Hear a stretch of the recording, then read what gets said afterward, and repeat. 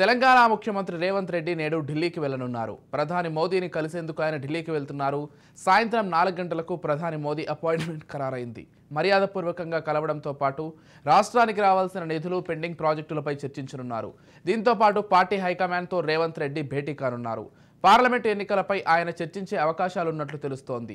రేపు నాగ్పూర్లో జరగనున్న కాంగ్రెస్ ఆవిర్భావ దినోత్సవంలో కూడా రేవంత్ రెడ్డి పాల్గొననున్నారని పార్టీ వర్గాలు తెలిపాయి. దీంతో పాటు నామినేటెడ్ పదవులతో పాటు 6గురిని మంత్రివర్గంలో తీసుకునే విషయంపైన రేవంత్ రెడ్డి పార్టీ పెద్దలతో చర్చించనున్నారని చెబుతున్నారు.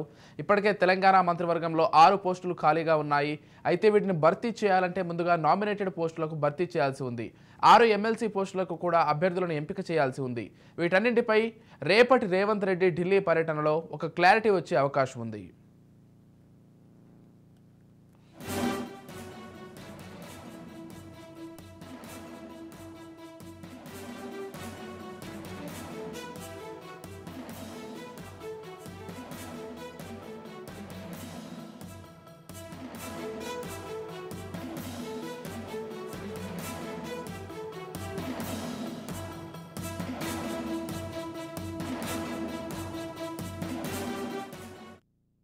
మొత్తంగా రేపు రేవంత్ రెడ్డి ఢిల్లీకి వెళ్లనున్నారు. దానికి సంబంధించిన పూర్తి సమాచారం అందించడానికి మా ప్రతినిధి విక్రాంత్ ఫోన్ ద్వారా సిద్ధంగా ఉన్నారు. ఎస్, చెప్పండి విక్రాంత్. మొత్తంగా రేవంత్ రెడ్డి సీఎం అయిన తర్వాత తొలిసారిగా ప్రధాని మోదీని కలవనున్నారు.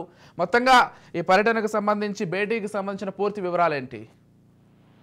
Thank you Vijay. ఈరోజు ముఖ్యమంత్రి రేవంత్ రెడ్డి, ఉప ముఖ్యమంత్రి బట్టి విక్రమార్క ఇద్దరు కూడా ఢిల్లీకి వెళ్లనున్నారు. ఇద్దరు కూడా ఈ రోజు సాయంత్రం 4:30 ప్రధానమంత్రి మోదీని కూడా కలిసే అవకాశం కనిపిస్తుంది. ఇటు మోదీని మొదటిసారి కూడా ముఖ్యమంత్రి హోదాలో మర్యాదపూర్వకంగా కూడా భేటీ ఉండే అవకాశం కనిపిస్తుంది. దానికి సంబంధించి వీరిద్దరూ కలిసినప్పుడు కూడా ఇటు విభజనకు సంబంధించిన హామీలు కావచ్చు, రాష్ట్రానికి రావాల్సిన బకాయిలు, రాష్ట్రానికి సంబంధించిన ఇతర అంశాలపై కూడా చర్చించే అవకాశం కనిపిస్తుంది. గత బీఆర్ఎస్ ప్రభుత్వంలో కూడా అప్పటి సీఎం కేసీఆర్, అదేవిధంగా మోడీ ఇద్దరు కూడా ఎడమొహం పొడమొహం ఉన్న నేపథ్యంలో కూడా ఇటు రాష్ట్రానికి రావాల్సిన నిధులు కావచ్చు, హామీలు కావచ్చు, బకాయిలు కావచ్చు, అవి సాధించడంలో కొంత విఫలమయ్యాడని కాంగ్రెస్ పార్టీ ఆరోపిస్తోంది. దానికి సంబంధించి ఈ రోజు ముఖ్యమంత్రి రేవంత్ రెడ్డి, బట్టి విక్రమార్క ఇటు మోదీని కలిసే నేపథ్యంలో కూడా విభజన హామీలు, రాష్ట్రానికి రావాల్సిన బకాయిలపై కూడా చర్చించే అవకాశం కనిపిస్తా ఉంది. మరోవైపు ఆ తర్వాత కూడా రాష్ట్రానికి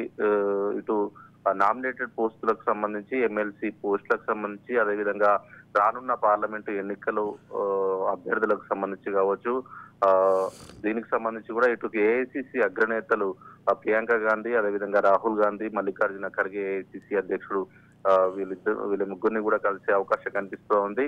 అదేవిధంగా రేపు కాంగ్రెస్ పార్టీకి సంబంధించిన 138వ ఆవిర్భావ దినోత్సవం సందర్భంగా కూడా ఇటు దానికి సంబంధించిన దాంట్లో కూడా నాగపూర్ లో సెలబ్రేషన్ జరగబోతుంది. దానికి సంబంధించి కూడా రేపు సెలబ్రేషన్స్ లో కూడా పాల్గొనబోతున్నారు. నిన్న కూడా తన ఇంటికే పరిమితం అయ్యాడు రేవంత్ రెడ్డి. కొంచెం జ్వరం, అదేవిధంగా గొంతు నొప్పితో బాధపడుతున్నటువంటి రేవంత్ రెడ్డి మాత్రం వైద్యులు పరీక్షించారు. మొత్తానికి ఈ రోజు మధ్యాహ్నం 12 గంటలకు ప్రత్యేక విమానంలో ఇటు ముఖ్యమంత్రి రేవంత్ రెడ్డి, ఉప ముఖ్యమంత్రి బట్టి విక్రమార్క కూడా ఢిల్లీ వెళ్తారు. ఢిల్లీ వెళ్లి మొదటగా కాంగ్రెస్ నేతలను కలిసిన తర్వాత ఆ తర్వాత ప్రధాని మోడీ అపాయింట్మెంట్ మాత్రం 4:30 ఫిక్స్ అయింది. ఇప్పటికే రాష్ట్ర బీజేపీ అధ్యక్షుడు, కేంద్ర మంత్రి అయినటువంటి కిషన్ రెడ్డిని కూడా ఇప్పటికే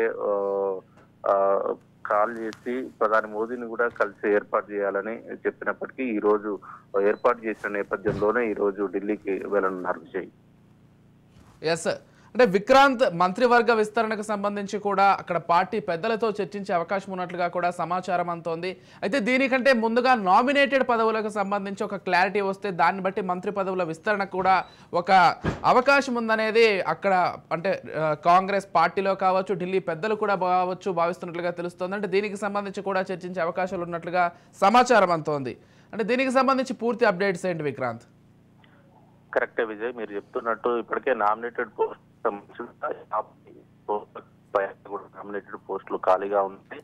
ఈ మధ్య సంబంధించిన సంబంధించిన అభ్యర్థులకు సంబంధించి నామినేటెడ్ పోస్టులకు సంబంధించి కూడా 54 పోస్టులు బర్తరఫ్ చేసిన నేపథ్యంలో కూడా 54 పోస్టులకు సంబంధించిన నామినేటెడ్ పోస్టులు కావచ్చు, ఎమ్మెల్సీ పోస్టులు కావచ్చు, వీటన్నిటి పైన కూడా ఒక చర్చ జరిగే అవకాశం కనిపిస్తా ఉంది. మరోవైపు మంత్రివర్గానికి సంబంధించి కూడా ఇప్పటికే 11 మంది మంత్రులు ఉన్న నేపథ్యంలో కూడా ఇంకా 6 మంత్రివర్గంలోకి తీసుకోవాల్సి ఉంటుంది. ప్రధానంగా నిజామాబాద్, అదేవిధంగా ఆదిలాబాద్, గ్రేటర్ హైదరాబాద్ ఈ 3 జిల్లాలకు సంబంధించి కూడా ఏ ఒక్క మంత్రి కూడా రాష్ట్ర మంత్రివర్గంలో లేరు.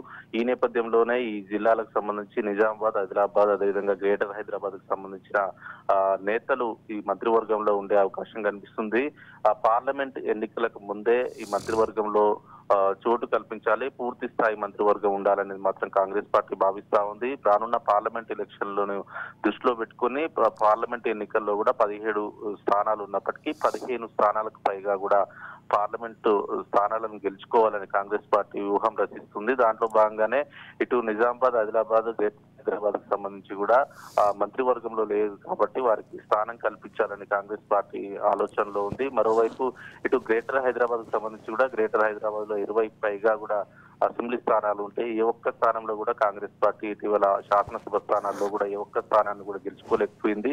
అయితే రానున్న పార్లమెంట్ ఎన్నికలు, అదేవిధంగా గ్రేటర్ హైదరాబాద్ ఎన్నికలకు సంబంధించి కూడా దృష్టిలో పెట్టుకుని ఒకరికి ఓడిపోయిన అభ్యర్థులకు కావచ్చు, లేదంటే ఒక మైనార్టీకి గ్రేటర్ హైదరాబాద్ లో మంత్రివర్గంలో స్థానం కల్పించి రానున్న గ్రేటర్ ఎన్నికల్లో కూడా ప్రభావం చూపాలనే ఉద్దేశంతో కూడా కాంగ్రెస్ పార్టీ ఉంది. దీనికి సంబంధించే ఈ రోజు ఏఐసిసి అధ్యక్షుడు మల్లికార్జున ఖర్గేతో పాటు రాహుల్ గాంధీ, అదేవిధంగా సోనియా గాంధీని కూడా కలిసి దీనిపై చర్చించే అవకాశం మాత్రం కనిపిస్తా ఉంది. Vijay, thank you Vikrant.